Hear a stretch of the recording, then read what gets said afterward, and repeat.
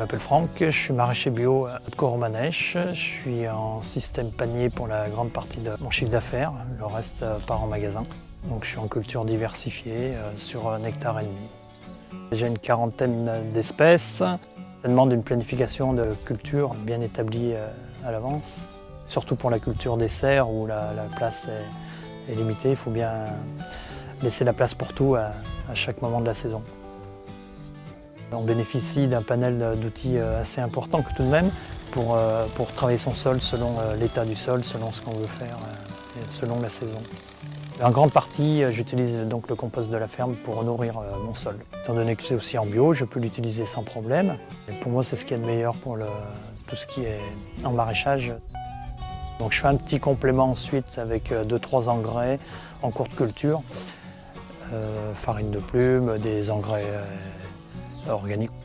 Donc j'ai la culture de pommes de terre qu'on va dire qui est mécanisée, puisque c'est une des surfaces les plus importantes dans mes cultures.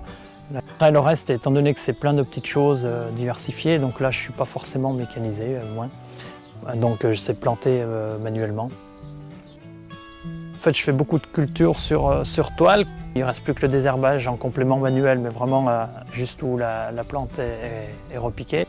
Les autres systèmes sont soit à la houe, sinon je travaille aussi pas mal par occultation pour nettoyer des secteurs devenus sales après des cultures et avant de réimplanter d'autres cultures.